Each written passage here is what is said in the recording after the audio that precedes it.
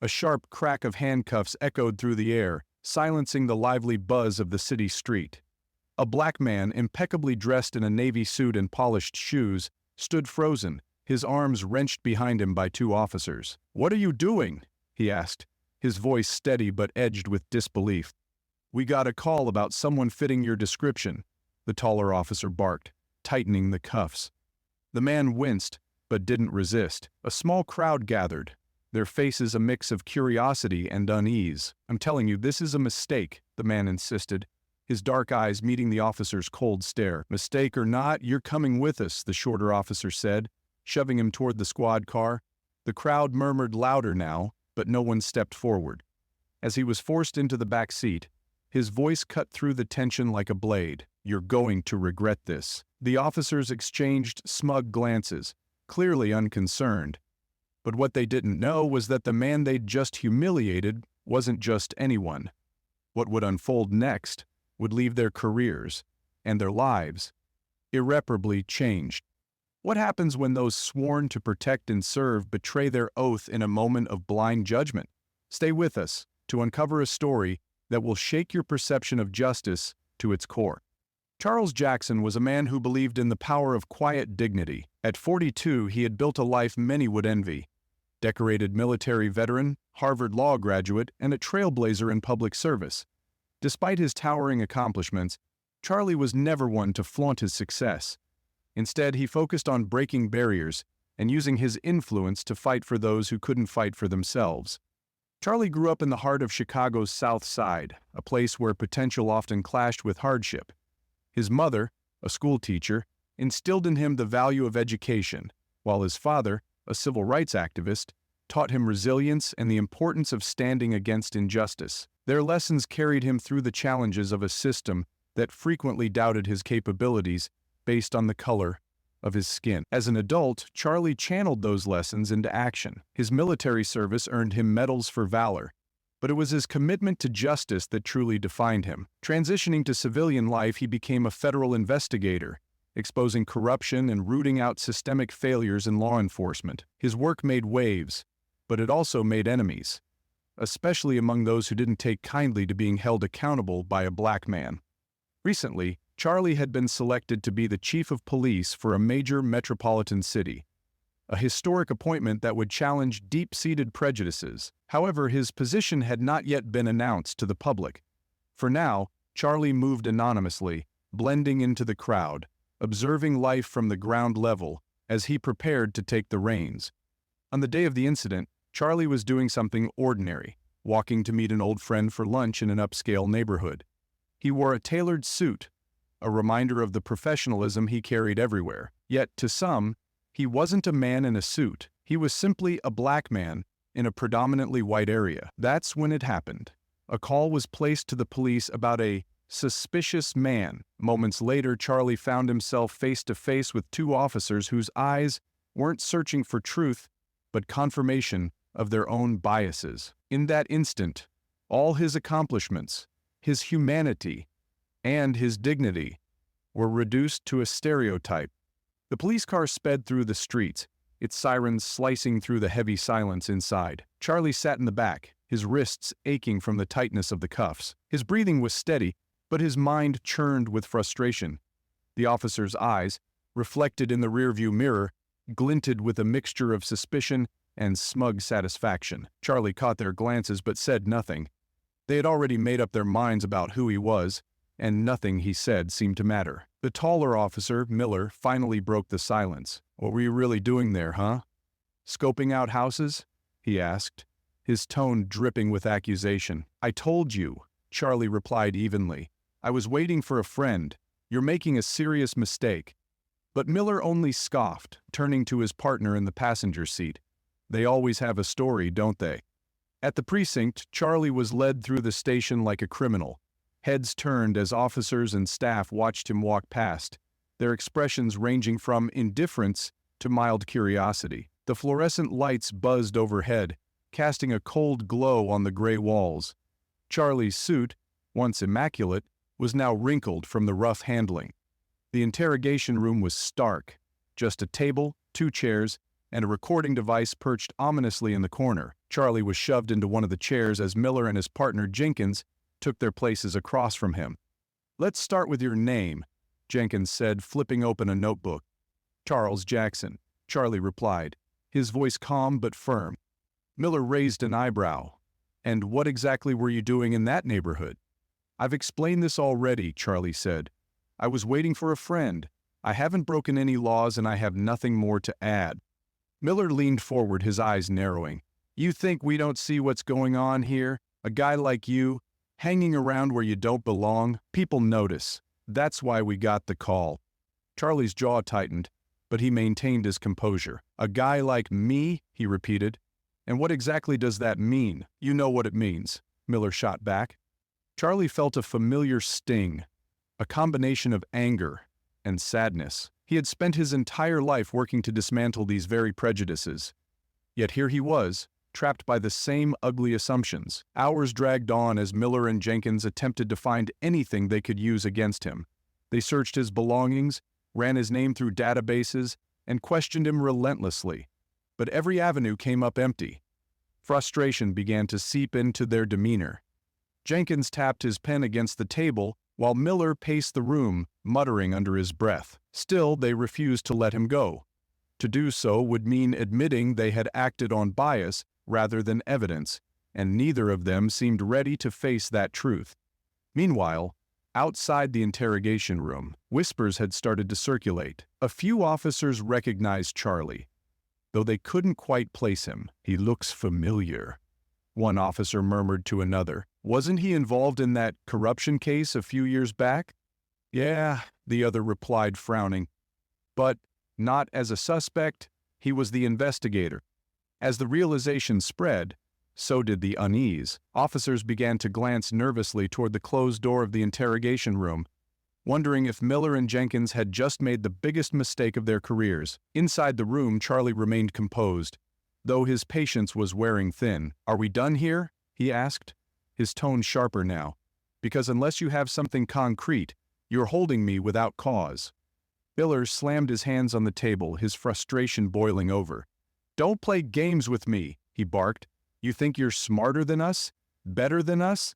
Charlie met his gaze steadily. "No," he said quietly, "but I do know the law. And so should you." Jenkins shifted uncomfortably in his seat, sensing the tide beginning to turn. "Maybe we should check his ID," he suggested hesitantly. "Fine," Miller snapped, "but don't think this means you're off the hook." As Jenkins left the room, Charlie leaned back in his chair, his expression unreadable. He knew it was only a matter of time before the truth came out, but the damage had already been done.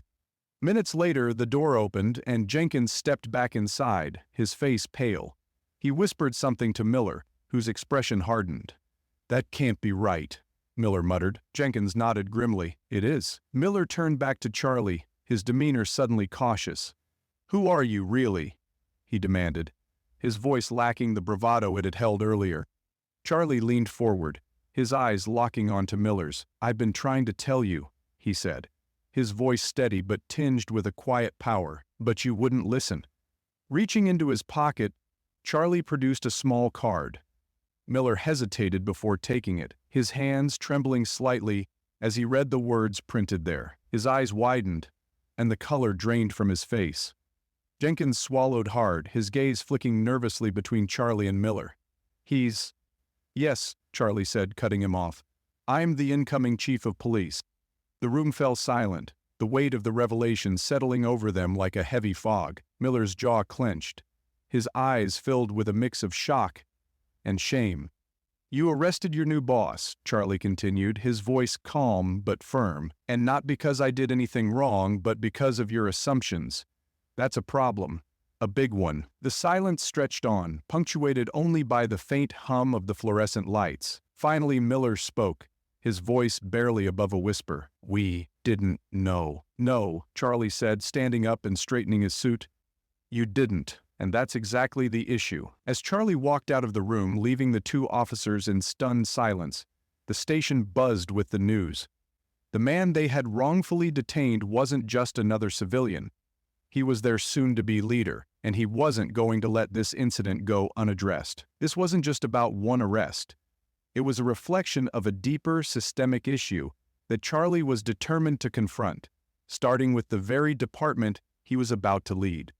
As Charlie stepped out of the interrogation room, the tension in the precinct was palpable. Whispers rippled through the corridors as officers glanced his way, their expressions a mix of confusion and disbelief. Charlie's commanding presence seemed to magnify as he strode purposefully toward the front desk, his movements calm, yet deliberate. But before he could leave, a voice called out behind him.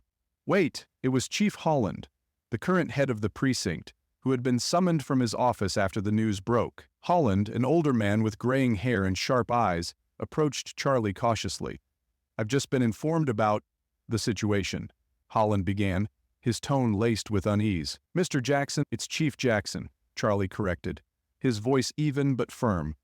The words hung in the air, solidifying the weight of the moment. "Court." Holland hesitated, then nodded. "Chief Jackson," he said, "I'd like to personally apologize for the actions of my officers. This was a grave misunderstanding." Charlie regarded him silently for a moment before responding. "Misunderstandings happen when systems fail. And this," he gestured around the precinct, "is a system in crisis." Holland opened his mouth to respond, but before he could, the precinct doors swung open with a crash. Two men in suits, their badges glinting in the harsh light, entered the room. The room fell silent as the men, clearly federal agents, approached Charlie. "Chief Jackson," one of them said, extending a hand, "we've been trying to reach you. The board has decided to fast-track your appointment. Effective immediately, you are now the acting chief of police." The announcement sent a ripple through the room. Officers exchanged stunned glances, the weight of their earlier actions sinking in with brutal clarity. Charlie shook the agent's hand, his expression unreadable. But the twist wasn't over. As the agent stepped aside, Charlie turned to face the room, his gaze sweeping over the officers who had watched his humiliation in silence. His eyes landed on Miller and Jenkins, who stood frozen near the interrogation room. "I could have walked out of here quietly," Charlie began, his voice carrying through the room, "but that would mean letting this moment pass without accountability." He stepped closer, his presence commanding every eye in the precinct. He began licking his lips, tracing paths that gave the pain in his head an attempt to contemplate the world to safely. "You judged me, not on my actions, but on your assumptions. You ignored the values you swore to uphold, and you humiliated me without cause. And if you did it to me, how many others have suffered the same?" Miller opened his mouth to protest, but Charlie held up a hand, silencing him. "This isn't just about you. It's about a culture that allows bias to cloud judgment, that lets power go unchecked. That ends now." Turning to Holland, Charlie's tone sharpened. "We're going to clean this department from the ground up. Effective immediately, I'll be reviewing every case of misconduct under my leadership. And officers who abuse their authority, well, they won't be officers for long." The room remained silent as Charlie's words echoed, marking the start of a reckoning no one in that precinct would ever forget. The precinct underwent a transformation in the weeks that followed, driven by a momentum that no one could ignore. Charlie Jackson stepped into his role as chief of police with the same determination he had shown during his interrogation. His first directive was clear: an internal review of every officer's record, conduct, and complaints. It was not just about accountability. It was about rebuilding trust within the community and among the officers who genuinely wanted to serve with integrity. Miller and Jenkins, the two officers who had detained him, were suspended pending investigation. Their faces, once defiant, now carried the weight of realization. For Jenkins, the guilt was palpable. He sought a private meeting with Charlie to apologize. "I was wrong," he admitted, his voice heavy with regret. "I should have spoken up." Charlie accepted the apology but made no promises. "Acknowledging the mistake is the first step," he said. "The real question is what you'll do to make it right." Under Charlie's leadership, the precinct saw a shift in culture. Bias training became mandatory, and officers were encouraged to build genuine relationships with the communities they served. Charlie personally attended town halls, listening to the concerns of residents who had long felt ignored or mistreated. Slowly but surely, a bridge began to form, where a divide once stood. But justice wasn't just about policy changes. It was about setting an example. When the review of Miller and Jenkins revealed a pattern of discriminatory behavior, Charlie made the difficult decision to let them go. This isn't just about punishment, he explained during a press conference. It's about creating a force that reflects the values of justice, fairness, and respect for all. Charlie's story became a national headline not for the humiliation he endured, but for the strength and dignity with which he responded.